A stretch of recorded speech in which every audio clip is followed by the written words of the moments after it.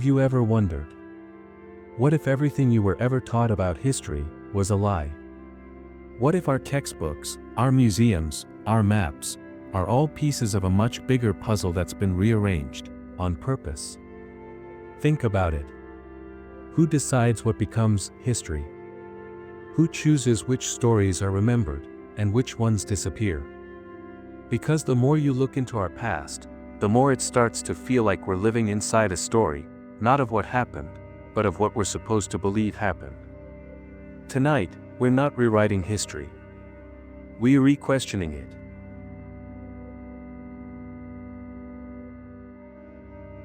We like to believe history is fact, cold, proven, carved in stone. But history is written by people. And people have agendas. For every event you've ever read about, a battle, a discovery, a revolution, there were multiple sides. But we only ever hear one version, the version that survived. The version that won. Power doesn't just shape the future, it edits the past. Ancient empires erased their enemies from stone tablets. Kings burned the records of those who threatened their thrones. Even today, governments quietly revise what our children learn in schools. So maybe history isn't a mirror of truth. Maybe it's a story, rewritten again and again, until it sounds right. All around the world, there are places that don't fit into the official timeline.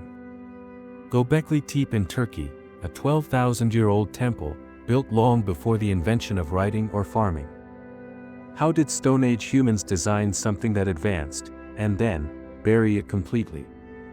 Or take the Piri Reis map, drawn in 1513, showing Antarctica's coastline without ice. How could a 16th-century sailor know what lies beneath ice sheets that weren't mapped until the 1900s? And then there's the Great Pyramid of Giza, aligned perfectly with the stars, built with engineering precision that modern machines still struggle to replicate. It's as if someone before us knew something we don't, something powerful, something forgotten. Here's where it gets even stranger. Some historians believe that parts of our history never even happened.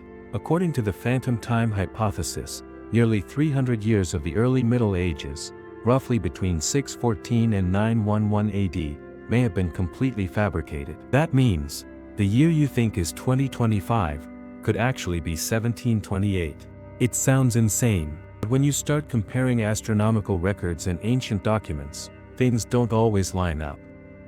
Eclipses that should have been recorded, weren't. Events that supposedly happened, have no trace. If time itself can be rewritten on paper, how much of what we believe is just a calendar illusion? But sometimes, history isn't rewritten. It's deleted. The burning of the Library of Alexandria, one of the greatest tragedies in human history, wiped out over 700,000 scrolls. Mathematics, medicine, philosophy, astronomy, dawn in a single fire. The Spanish conquistadors destroyed nearly every Mayan codex they found, entire civilizations reduced to whispers. Who knows what secrets, what technologies, what knowledge, vanished forever? It makes you wonder, how fragile is our memory as a species? How many times have we built something incredible, only to lose it all and start over again? Maybe we're not the first advanced civilization. Maybe we're just the latest reboot. It's not just ancient history that's being edited. It's happening now. Look closely, and you'll see history being rewritten in real time. Textbooks changing, statues removed, events reframed or forgotten. Governments reshape the past to justify the present. Corporations rewrite stories to sell narratives. Even media can turn lies into legends, and truth into conspiracy. If those in power control what we remember, then do we really know who we are? Or are we living in someone else's version of reality, carefully edited for our eyes only? Some say the truth has been hiding in plain sight all along, in myths, in symbols, in stories we dismiss as fantasy. Ancient texts speak of flying machines, cities in the sky, and wars that left craters of glass. Were they myths, or memories of something we've forgotten? From the lost continent of Atlantis to ancient energy grids connecting megalithic sites around the world, the idea keeps returning. Maybe human civilization didn't rise once. Maybe it's risen and fallen many times. Each time, leaving behind fragments of a story that no one alive remembers how to read.